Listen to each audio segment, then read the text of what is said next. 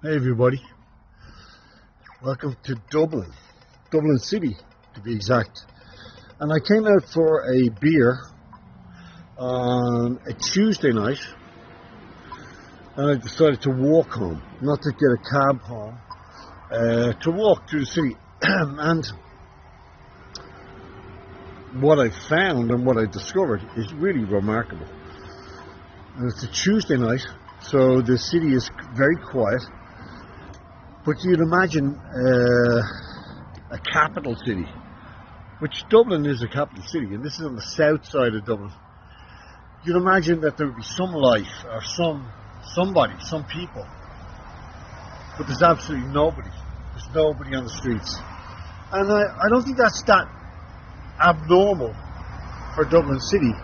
But what is abnormal is the fact that there's nobody around. There's no cops, there's no people, there's no human beings, there's just nothing. There's nobody here. And it's about 12:30 p.m. at night. It's the middle of the summer. So you expect some life, you know. And I mean, around here on Leesa Street in Dublin, where when I was a kid, when we were growing up, every night of the week, this street would be packed with people. Absolutely packed. There's absolutely nobody here. It's a ghost town. There's nobody. Literally nobody. So I'm just walking up past the National Concert Hall here. And it's so bizarre. But this isn't like 4 or 5 or 6 a.m. But the city is so dirty. It's just filthy. And I've walked all the way up from Baggot Street. And the city is just filthy. It's filthy. There's rubbish left everywhere. Plants growing out of the ground. The streets are just filthy. The city is filthy. It's filthy fucking dirty.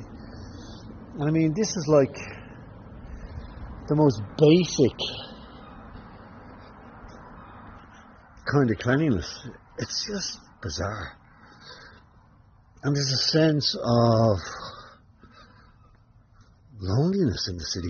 It's like there's so many more bars and restaurants and pubs, places that had been full of people, 5 or 10 years ago, and they're just empty.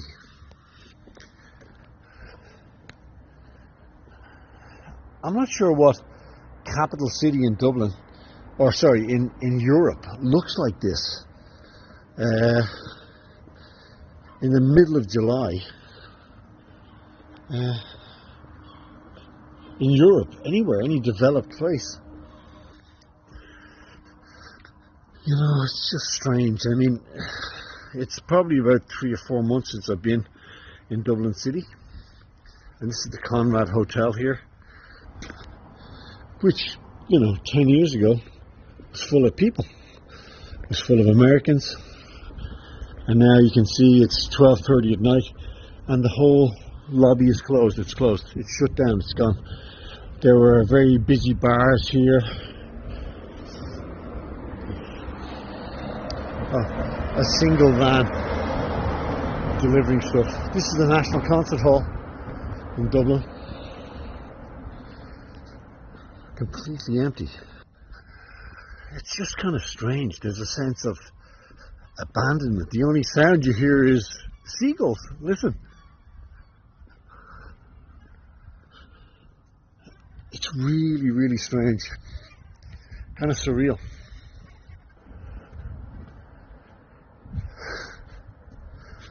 Yeah. I'm not making this stuff up. Really weird. But it's not just this sense as I walk home. Of course, I've had a few beers. It was nice. I had a nice night. But the streets are dirty. There's a lot of homeless people. And of course, there are absolutely thousands of immigrants. The whole region, the whole area around Dublin City, near the canals, which is the most picturesque, beautiful part of the city.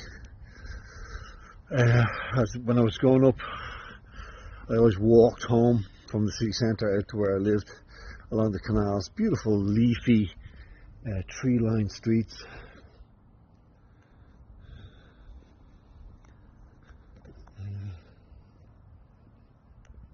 kind of fucking Armageddon. And now there's just nobody here. Nobody. Now, of course, Dublin is now a city that nobody can afford to own a home in. Literally nobody. Unless you're Microsoft, Google, or one of the huge multinationals that can afford to buy a whole apartment block. Nobody can afford to live in Dublin. Nobody can afford to get a mortgage to buy a home. You got to be earning at least 200 grand really in Dublin City in order to live here. The people whose parents grew up here, grandparents grew up here like mine did. It's really shocking. So I'm walking out towards the south side of the city, and it's like something out of it's crazy. There's nobody here. You know, this is like the middle of the tourist season. There's just nobody here. Nobody. So make sure. Oh wait, there's a car. Shock horror. No, it's gone the other way. So this is along near Earlsford Terrace, I think. And of course you've got the obligatory Stars and Stripes, the EU flag, and the Irish tricolour. Which, what does that signify for us now? Stars and Stripes, the EU flag, and the Irish flag. Those three flags together.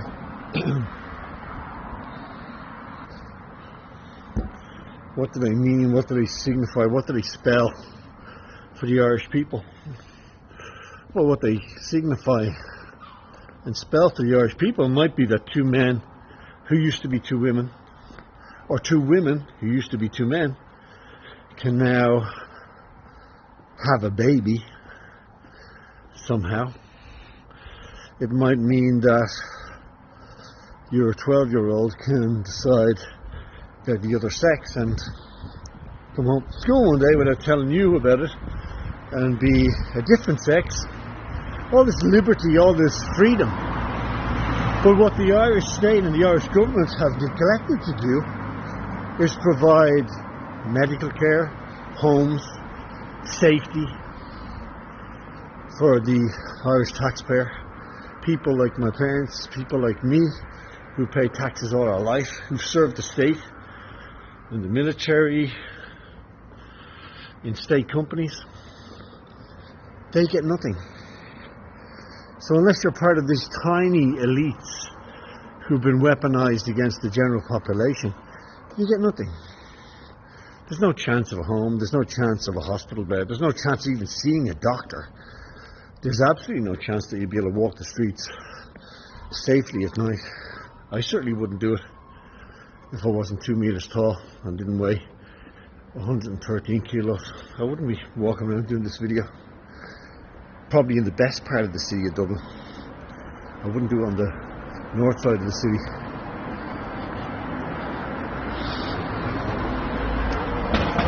I think we're really witnessing something in Ireland. And I haven't even visited the canal and the quays where this stuff is really apparent. It's just kind of tragically a sense of failure, a great sense of failure in Ireland. Really, really sad. A wonderful city, great people, a great culture. Again, if you're not part of this rainbow elite, you don't matter. If you're not seeking refuge, which many Irish people are now seeking refuge from their own state, you're doomed, you're doomed. you're doomed to become part of this corporate hellscape of nothingness, of all these empty buildings.